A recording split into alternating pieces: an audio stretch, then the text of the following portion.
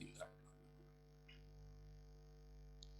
Assalamualaikum warahmatullahi wabarakatuh.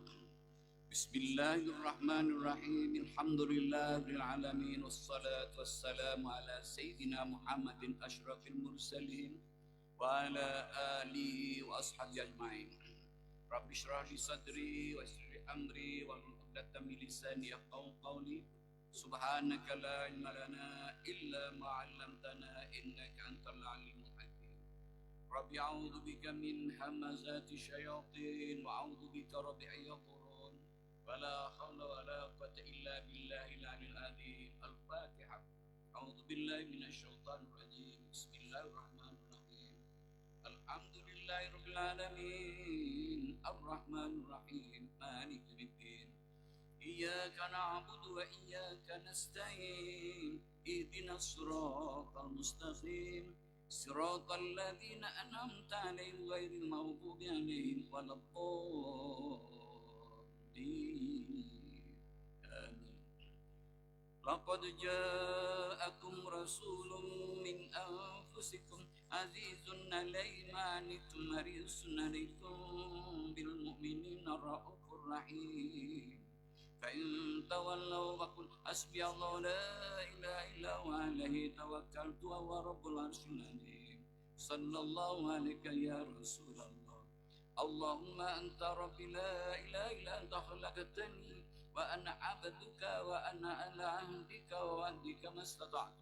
أعوذ بك من شر ما صنعت. أبو لك بنعمتك علي وأبو بذنبي فاغفر لي فإنه لا يغفر الذنوب إلا أنت.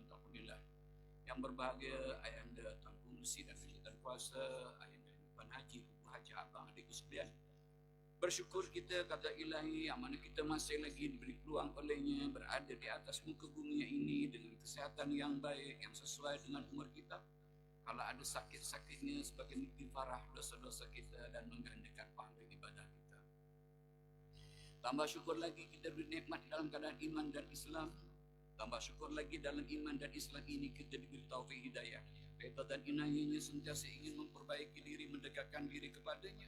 Mudah-mudahan amal-amal kita yang sedikit diterima dan diampuni dosa-dosa kita yang banyak itu, serta diberi keberkatan bagi umur yang masih ada ini, amin ya rabbal alamin. Kita sampai di makalah yang ke-13 tentang berakhlak, bersabar dan warah. Diriwayatkan dari Al-Hasan Al-Bisri, salah seorang ulama besar generasi tabi'in. Tabi'in itu ialah mula-mula zaman Rasulullah. Rasulullah wafat zaman sahabat. Lepas zaman sahabat, zaman tabi'in. Sebab tabi'in. Nah, kita dah tabi'in sampai yang keberapa? Entah generasi yang keberapa, ya, tak kira lah tu. Tapi di sini dinyatakan bahawa Hasan Al-Bisri ini ialah salah seorang ulama besar generasi tabi'in. Maknanya selepas zaman sahabat. Tidak dinyatakan tahunnya di sini. Juga disifatkan sebagai pengasas gerakan tasawuf. Zaman Rasulullah sudah ada tasawuf, sudah ada. Cuma belum tersusun sahaja itu dalam zaman permulaan. Macam kita Al-Quran dulu tak ada huruf-hurufnya tu, kita tak dapat nak baca sekarang. Lama-lama diperbaiki, ada sejarahnya tu tak ingat, ada hafal sejarahnya tu, saya ada dia punya sejarahnya itu. Kemudian ada bentuknya lah, ada huruf ba tu titiknya kat bawah, huruf nun tu dia bentuknya titik dia ke atas satu, ta ni titiknya 3, ta titiknya 2, jim titiknya 1, ha tak ada titik, ho titiknya ke atas. Itulah kalau bersambung macam mana dibuang ekornya dan sebagainya, itu ada dari pihak penulisan untuk memberi peluang kepada kita, memudahkan kita membaca. Dah mudah pula ramai tak nak baca, tak kisah je. Baik. Apa kata dia? Man la adab Barang siapa yang tidak ada adab, tidak ada sopan santunnya, kelakuannya tak molek, tak cantik, kelakuannya lawannya tak cantik, buruklah kelakuannya, la ilma lahu, maka dia tu orang yang tak ada ilmu. Ada ilmunya tak berfungsi, samalah dengan tak ada ilmu. Lebih teruk lagi daripada yang tak berilmu. Tetapi ilmu yang tak ada ilmu macam mana ya tak? Terbuatnya itu. Ada ilmu pula buat macam itu. Double lah. Dia punya tak senonohnya itu double, tak alaknya itu double teruknya. Berganda dia teruknya kesopanannya itu. Ya. Sudah tahu tapi buat tak tahu. Itu yang ini. Wa man la sabra lahu la dinalah, dan barang sesiapa yang tidak sabar dalam sesuatu, la dinalahu, maka seperti dia tak ada agama. Kan dalam agama itu disuruh bersabar. Sesuatu itu yang mencabar, yang menduka citakan, yang menyusahkan, yang itu adalah ujian dari Allah Ta'ala. Kita diminta sabar. Begitulah juga kepayahan-kepayahan, itu semuanya ada nilai di Allah Ta'ala supaya kita sabar. Innamal usri yusra, fa innamal usri yusra. Sesungguhnya dalam bersama-sama kepayahan itu ada kemudahan. Maka sesungguhnya dalam kepayahan itu ada kemudahan.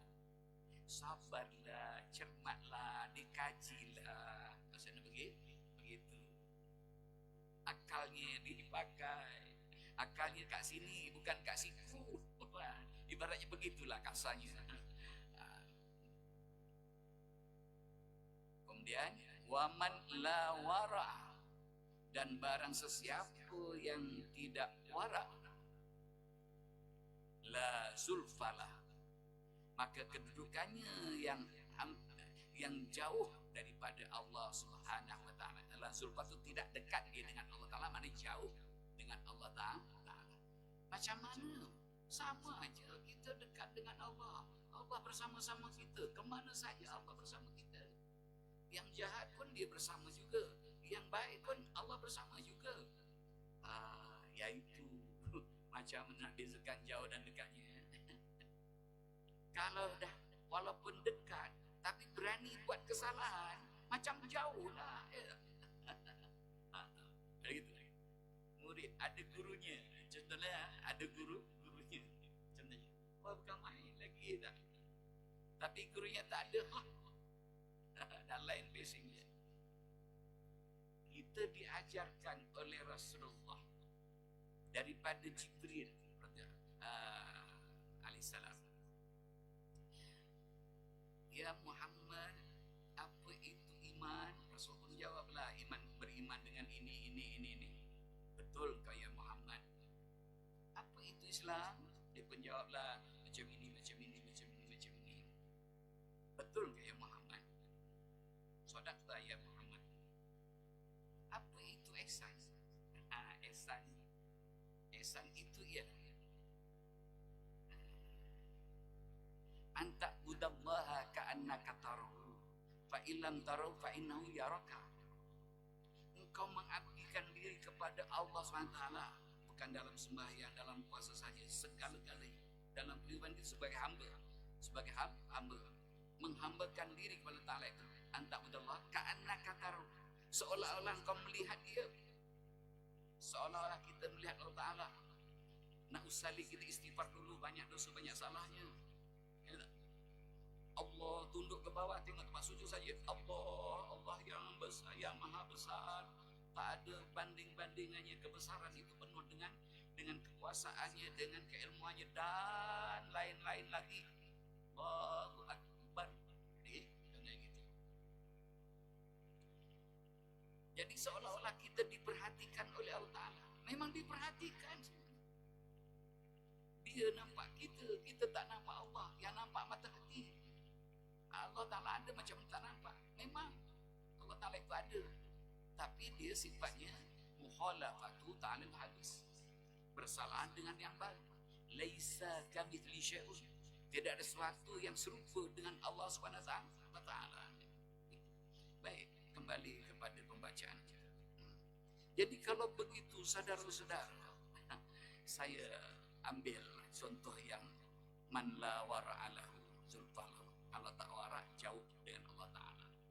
Begini, saya ada membaca catatan itu tahun 83. Tahun 83, Masya Allah. Begini saya catat ini tentang rokok. Menurut Imam Syafi'i, satu, tembakau itu haram kerana melesukan pikiran. Yang kedua, kerana dianya itu menjadi dosa besar kalau berterusan. yakni tidak menjadi dosa besar sekali dua. Kalau sekali satu hari 2 kali, pagi dengan petang, di tempat yang jauh dari manusia, tidak di sebelah kawan-kawan, dan tidak menggunakan harta, tidak menggunakan ringgit, buat sendiri, kertas digulung-gulung dengan tembakau, hisapnya kat kebun, tengah kebun sana, atau dalam rumah yang tak ada orang kecuali kita yang hisap rokok.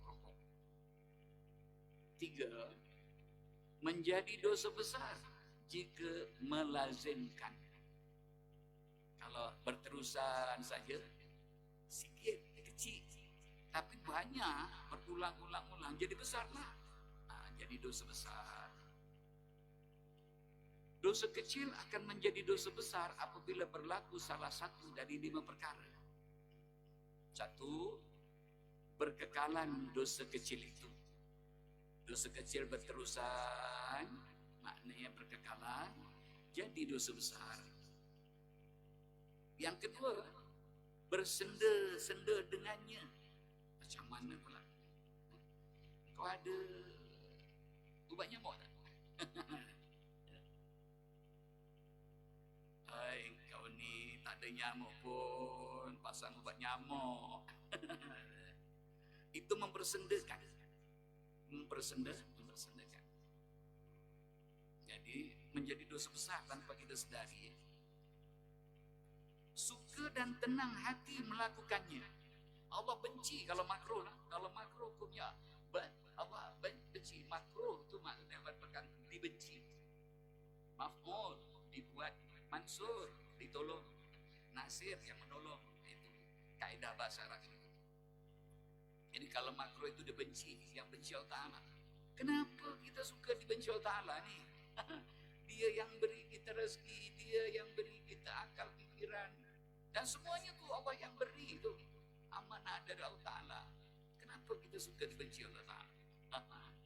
Menjadi dosa besar. Yang keempat, bermegah-megah ketika melakukannya. Tahun-tahun berapa ya? Dalam 80-an begitu kan kat TV iklan dia masa itu rokok konslet, rokok 35.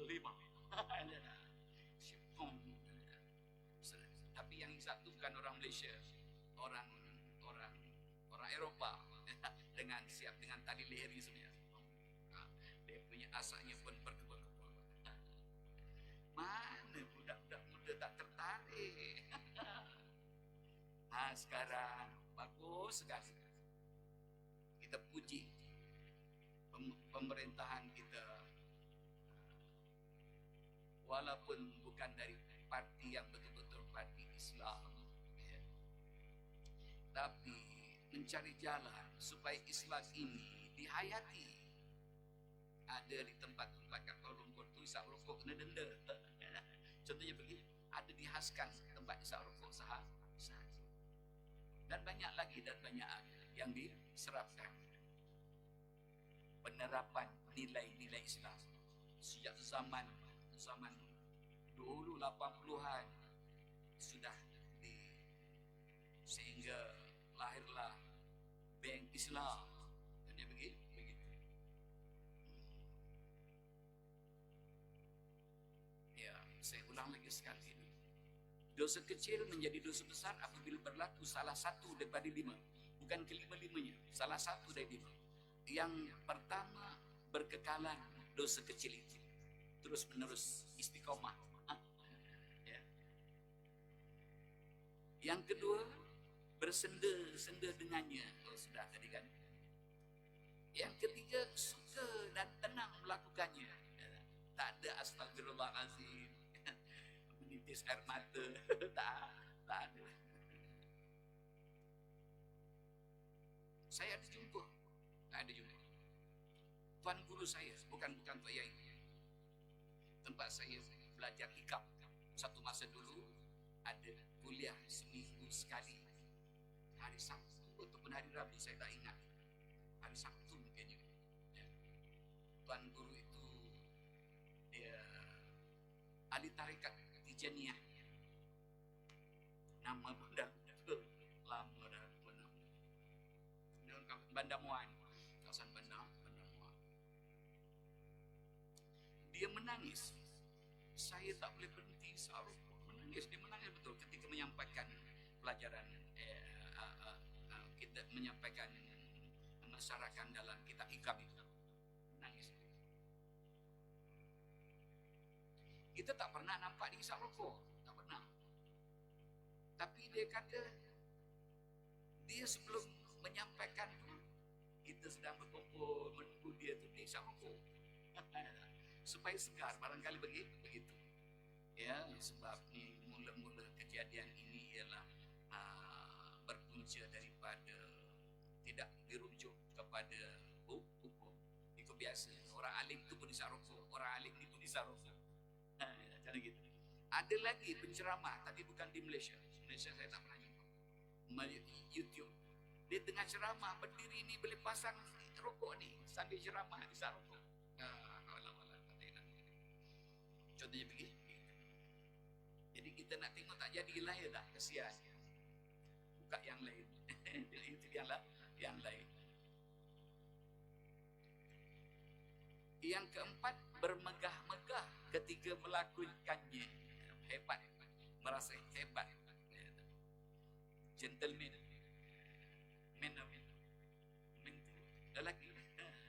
Lelaki yang gentleman.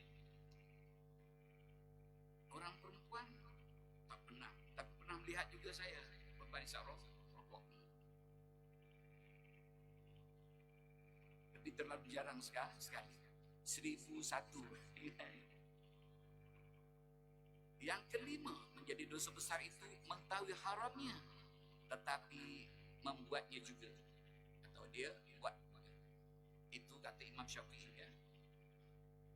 Yang kedua, menurut Syekh Khalid Ahmad Maliki, ini mazhab Imam Maliki, Muhammad Syekh Khalid bin Ahmad, satu, tidak boleh menjadi imam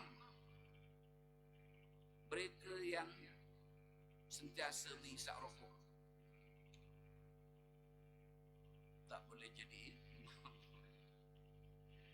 Ini khutbahnya melarang hisap rokok. Lepas baca khutbah, dia hisap rokok. Lepas baca khutbah, tanya, kawan dia tanya, apa nak kau hisap rokok baca khutbah? Melarang orang hisap rokok lah. Saya bacakan aja. Ini pun juga tak kena ni. Apa lah ini?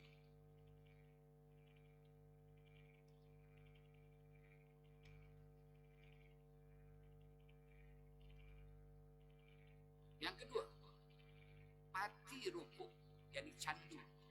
Dia bisa itu kalau dia apa yang ni, di ujungnya itu dia ada patinya asap tadi yang candu warna hitam. Jadi kadang ni kita tak pernah nampak dia hisap rokok. Kalau di sebelah sini ni ada hitam tanda dia hisap rokok. Bukan suzon. Di mana dia hisap rokok? Mungkin dia tak terfikir agaknya ya.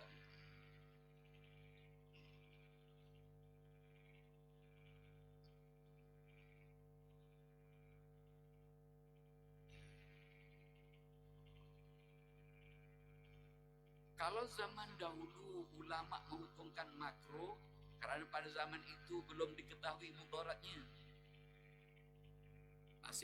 belum diketahui dia punya mudarat dia, dia punya bahaya menghisap rokok tu, tak tahu lagi ya. Belum ada kajian oleh doktor. Dan sekarang semua doktor membesarkan merokok membahayakan kesihatan. Makanya dekat kotak rokok tu kalau tak salah saya ada tulisan, apa tulisan dia? Rokok membahayakan kesihatan ke apa? Ada ditulis kecil tulisan yang halus.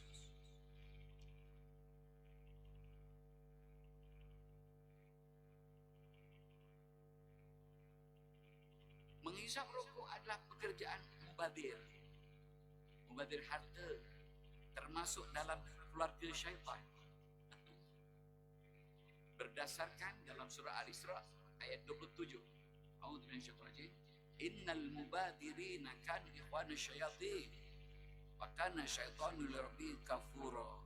Sesungguhnya perbuatan mubadir itu ialah saudaranya syaitan. Saudari syaitan. Wa kana syaitanu lirabbihi kafura. Dan adalah syaitan itu terhadap Tuhannya, iaitu engkar. Jadi dapat kawan, panjang sikit ni minta maaf. Dapat kawan kita tak perasan, ya. Kawan kita tu kita tak nampak dia nampak kita. Baru saya teringat. Ada seorang murid tuan guru saya.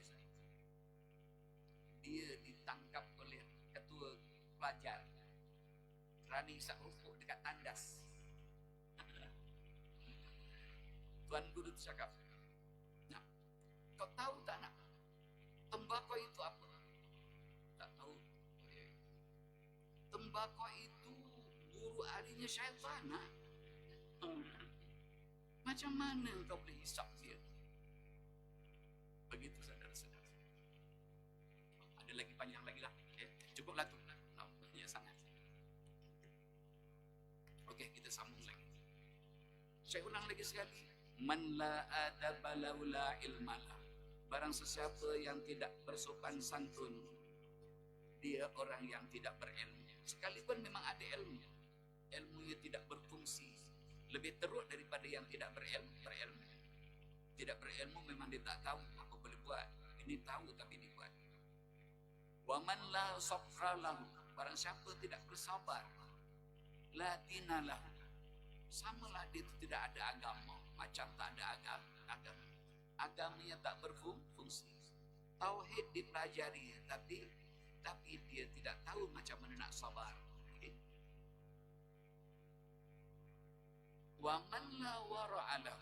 Dan barang sesiapa yang tidak wara',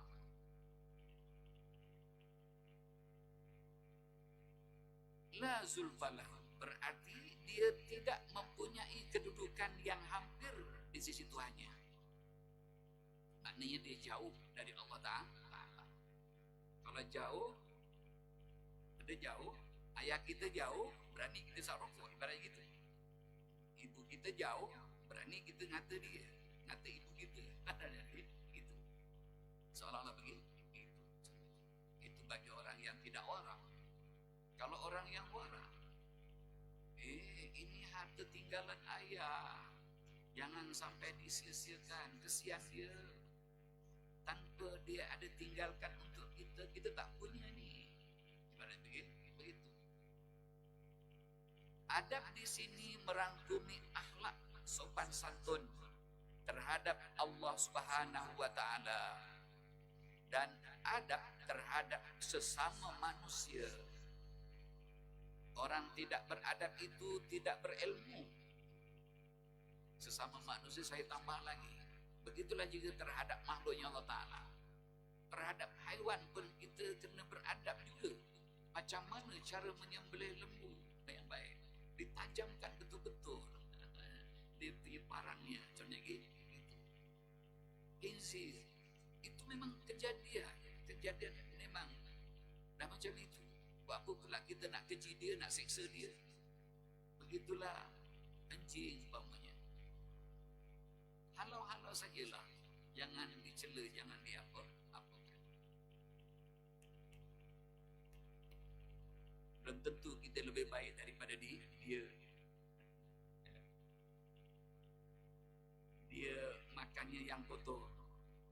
manusia lagi, besi pun dimakan. Jalan raya, jalan raya pun dimakan. Duitnya dimakan, ada kan? Ada gitu. Tapi tak ada di Malaysia. Mudah-mudahan Malaysia termasuk yang minimum, paling minimum lah tentang rasuah-rasuah, ya, dibandingkan dengan negara yang lain. Ada setengah tempat itu, setengah negara itu menjadi adat biasa saja. Kalau tak rasuah tak cegedik, seolah-olah begitu. Kalau tak rasuah, maknanya melepaskan peluang keemasan. Orang tidak beradab itu tidak berilmu. Artinya ilmunya tidak berfungsi lagi. Dan kesabaran di sini adalah ketabahan dalam menghadapi bencana dan kezaliman dari semua dari sesama manusia. Bencana dan kezaliman dari sesama manusia, kezaliman manusia. Jadi kalau kebun kita tu main dirosak oleh khinzir, macam mana? Dia memang kerja dia macam itu. Dia mencari makan. Kata orang, makin dimarah, makin dicai, makin dimaki-maki, makin menjadi. Tikus pun begitu. Tikus masuk kat rumah kita, rosakkan itu, rosakkan ini. Kita maki-maki, makin menjadi dia. Warak pula adalah kesanggupan diri untuk meninggalkan sesuatu yang haram dan sesuatu yang tidak jelas, yakni halal haramnya atau syubhat. Jangan pula kita kata zaman sekarang nak cari yang halal susah. Memang tak boleh begitu. Kena usaha dan ikhtiar. Nak beli ni Bukit Naning ke Muar punya gitu kan. Carilah Bukit Naning dulu. Begitulah yang lain-lain. Minyak masak, minyak kelapa sawit. Ini keluaran mana? Siapa yang keluarkan? Pilihlah. Ini daripada kilang orang Islam. Beli yang itu. Mahal. Tak apalah, lebih sikit. Dapat nolong orang kita juga, orang Islam. Yang kita beli barang orang Islam dan dapat kesahihannya, bahawa dia bersih daripada syubhat dan lain-lain lagi. Tahu pun begitu, tak? Kat pasar ada tak tahu daripada orang Islam? Lainlah durian, rambutan dan lain-lain lagi. Okay? Kalau jenis yang ada produknya itu, maka kita ada akal, ada agamanya, gunakan, ada pilihan. Okay.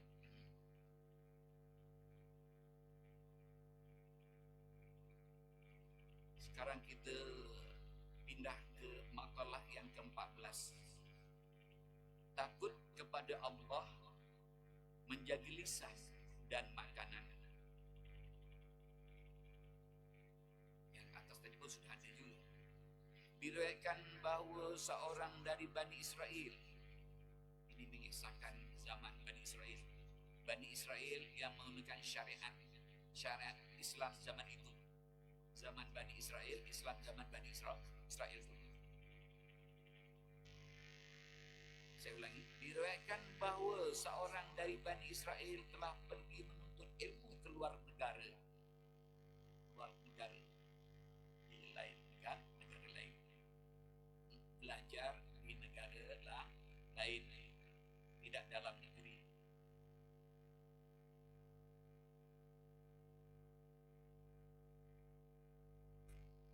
Berita itu pun telah sampai kepada Nabi mereka zaman itu. Berita itu sampai kepada nabinya, Nabi zaman itu. Tak tahulah Nabi Musa ke Isa ke Allah dan itu. Kemudian ia pun dipanggil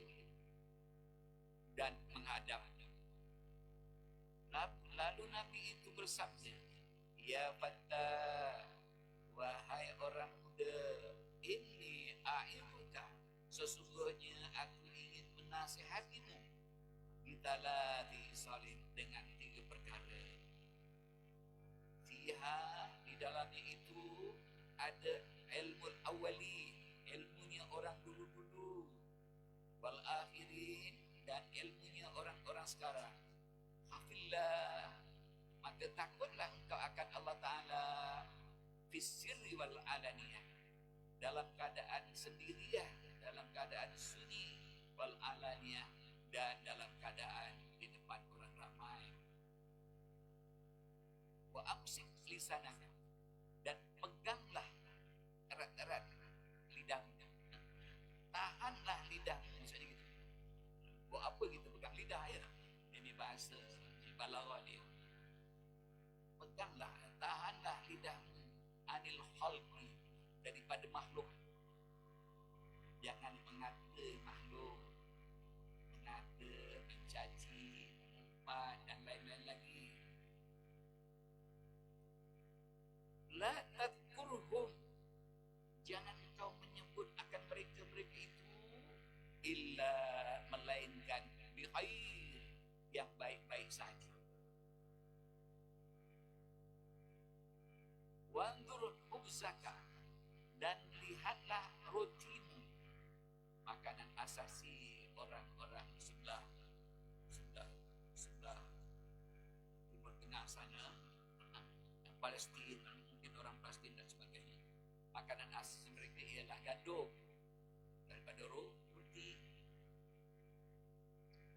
Sekarang ini nampak-nampaknya masakan Arab dengan seekor unta dengan nasinya sekali. Makannya satu orang $1 bilang kecil. Macam ni. Dulu khubz dengan roti. Rotinya tak macam roti kita lembut-lembut, rotinya kasar. Dia makan tu dengan air lah. Cerup dekat teh ke atau sebagainya. Kita makan hasil beras. Tapi sekarang dia pun beras lagi, beras dia lagi yang special punya.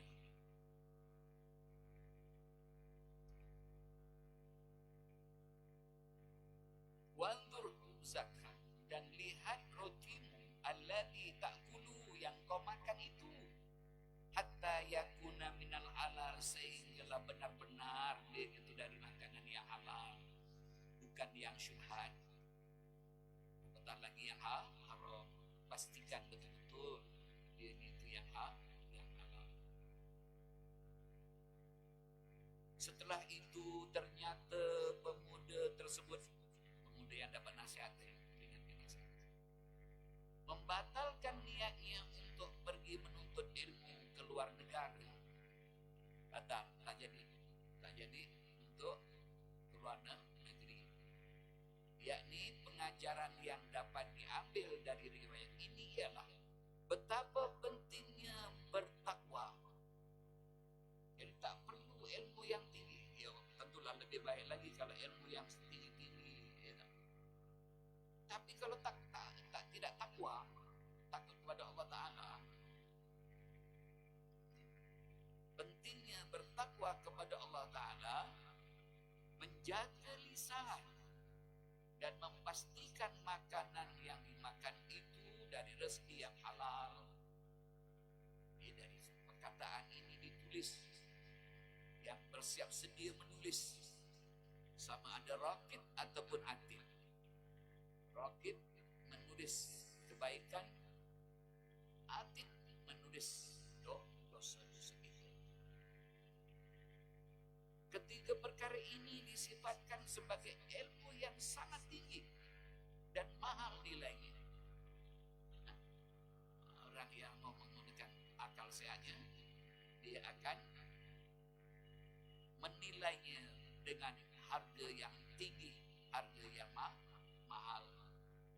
Kata-kata, makanan, dan kelakuan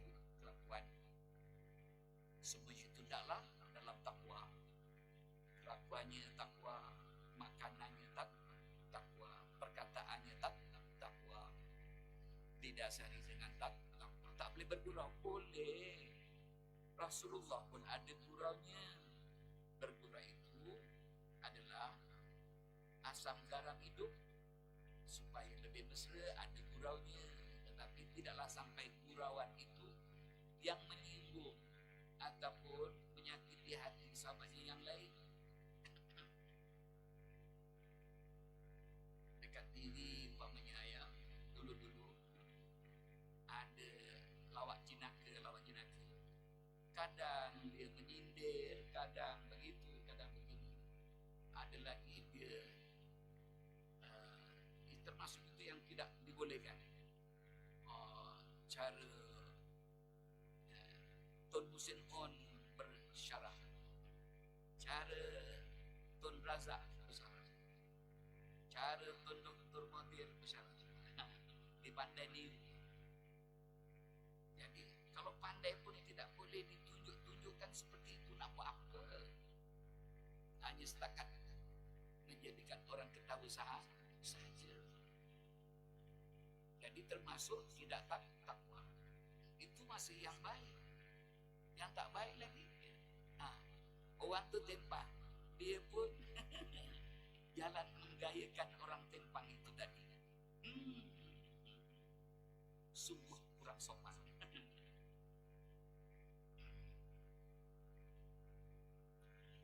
Saya ulang, setelah itu ternyata pemuda tersebut membatalkan niatnya untuk pergi menuntut ilmu di luar negara. Jadi pengajaran yang dapat diambil dari riwayat ini ialah betapa pentingnya bertakwa kepada Allah SWT. Jadi walaupun tidak punya ilmu yang tinggi, tetapi bertakwa itu lebih bernilai lagi, berkualiti tinggi. Menjaga lisan juga satu kualiti yang tinggi. Apa artinya ilmu yang tinggi tapi cakapnya yang bukan-bukan dan sebagainya. Orang yang diam itu dapat menyembunyikan kejahilan atau kebodohannya. Orang yang banyak bercakap itu nak menunjukkan pandainya, tapi yang kelihatan nanti bewadalhannya. Sekalipun seorang presiden, sekalipun seorang perdana menteri, itu Nabi.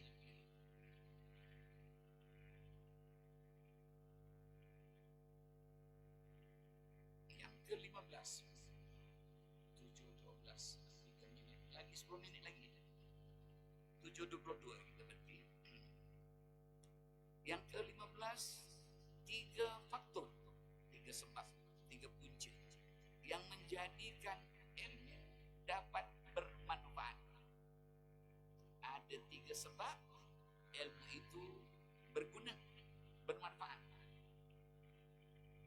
Diriwayatkan bahawa seorang dari kaum Bani Israel lagi ni, telah mengumpulkan buku-buku sebanyak 80 kotak. Kita lebih senang sebut 80 almari. Begitulah ya. Sebanyak 80 gerobok yang berisi ilmu. Maknanya buku-buku itu padat dengan ilmu pengetahuan, namun tidak bermanfaat baginya. Tak bermanfaat baginya. Maka Allah Ta'ala memberi wahyu kepada Nabi mereka agar menasihati orang ramai atau rakyatnya atau umatnya atau kaumnya. Apa kata dia?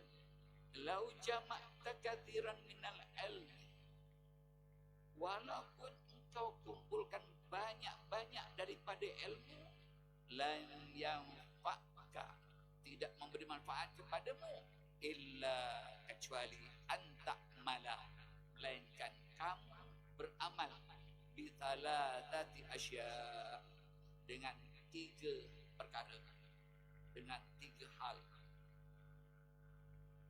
Yang pertama, la tuhibbud dunya, jangan engkau cintai dunia.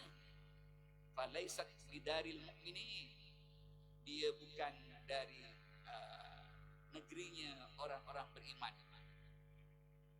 Saya ulangi,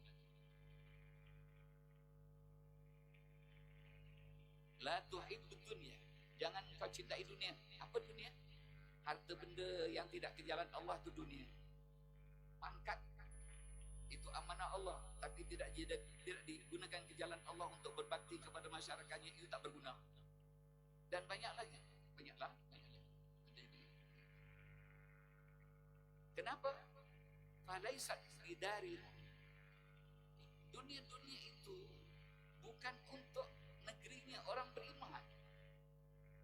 Mungkin hari ini ada manfaatnya, okay, jadi kaya dan sebagainya. Tapi kalau tidak digunakan ke akhirat, untuk akhirat tidak kerana Allah, habis begitu saja.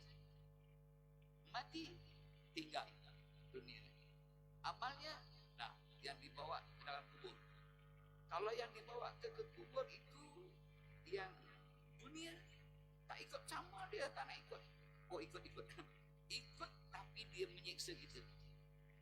Dosa, kita akan disiksa. Kalau yang berpahala, kita dapat apa? Dapat pahala, dapat kesenangan. Contoh, kat dunia nipu sana, nipu sini. Tapi ada juga bakti sana sini, ada juga bakti. Tak dapat sanjungan, dipilih jadi YB, macam gitu kan. Tapi sebagai seorang Islam, setelah meninggalkan dunia, dia akan hidup lagi di alam yang lain, alam barzakh, alam parking.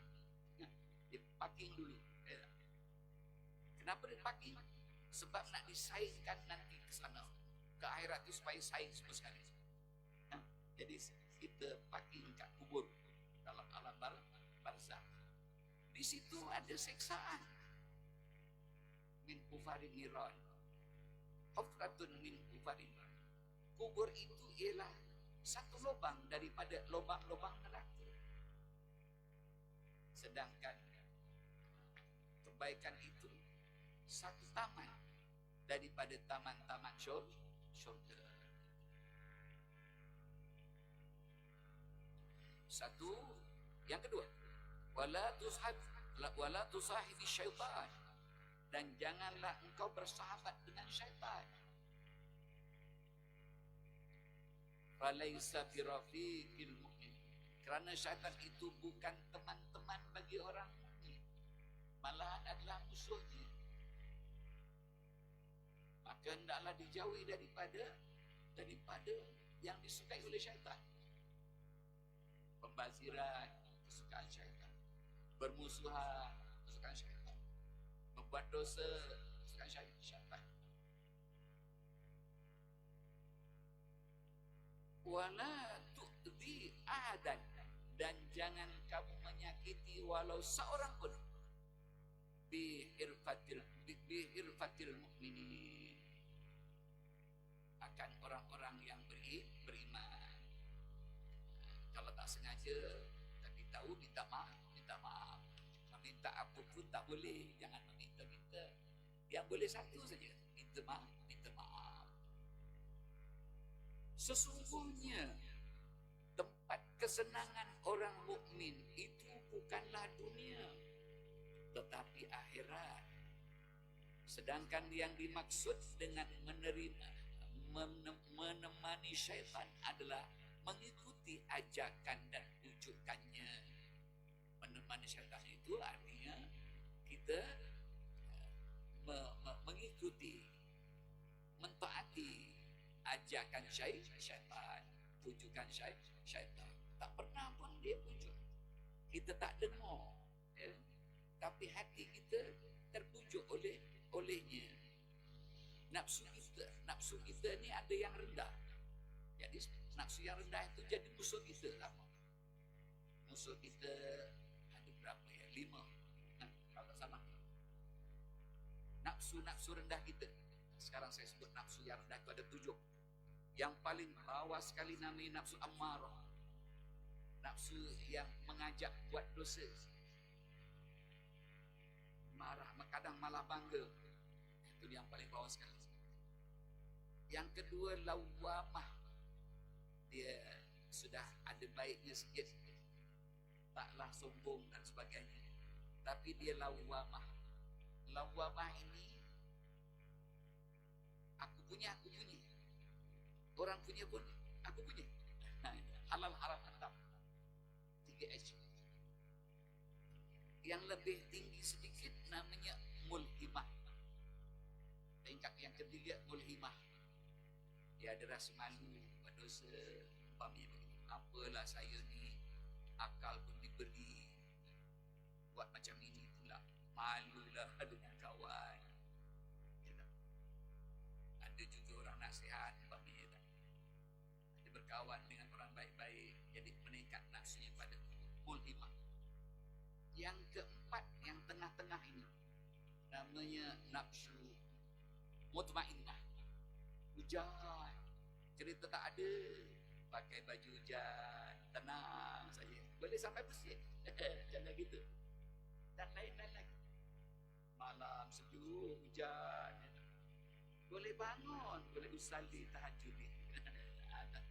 Itu jiwa yang tenang, nafsu mutmainnah. Yang lebih tinggi lagi namanya radiyah. Dia sudah tak mampu buat dosa, dia buat yang Allah ridha saja. Itu yang dia lakukan. Kerana sudah berada di tangga kat tengah-tengah tadi, dia boleh meningkat. Kalau banyak fikirnya, banyak mendekat pada Allah dan Rasulnya, dia akan sampai ke radiyah. Dan apabila dia penuh warak, tawaduk, khusyuk, maka dia akan meningkat kepada mardiyah. Sentiasa diredai oleh Ta'ala. Dia tak henti lagi buat dosa. Baca Quran tak henti-henti, sampai hafal. Jangankan Quran hafal, berzanji pun hafal. Sampai ke peringkat itu, saudara-saudara. Nah, para wali-waliullah. Kemudian yang atas sekali namanya kamilah. Ini yang sampai ke peringkat kamilah ini ialah para nabi-nabi dan rasul. Kalau kita sampai mutmainnah pun syukur, alhamdulillah. Mudah-mudahan ditingkatkan lagi sehinggalah kita menemui Allah Subhanahu wa taala. Kita sampai di sini dulu, insyaallah taala kita sambung akan datang yang berkaitan dengan apa namanya, ya nas inna wa'dallahi haqqun, sesungguhnya janji Allah itu hak, dalam surah Fatir ayat 5. Insyaallah taala umur kita bertemu lagi di minggu depan dengan menyambung kisah-kisah dalam kitab Nasrul Ibad ini. Mudah-mudahan bermanfaat kepada kita semua. Al-Quran sahabatu bil Fatihah. Bismillahirrahmanirrahim. Iyyaka na'budu wa iyyaka nasta'in, ihdinas siratal mustaqim, siratal ladzina an'amta 'alaihim ghairil maghdubi 'alaihim waladdallin. Amin. Bismillahirrahmanirrahim. Wal 'asri innal insana lafi khusrin illa alladzina amanu shalihat wa tawassaw bil haqqi wa tawassaw bis sabr.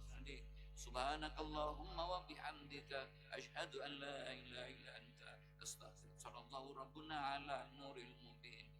Ahmad al-Mustafa sayyidil mursalin wa ala alihi wa sahbihi ajma'in. Rabbana amnisna ala dinil isra. Rabbana atina fid dunya hasanah wa fil akhirati hasanah wa qina adzabannar. Assalamualaikum warahmatullahi wabarakatuh.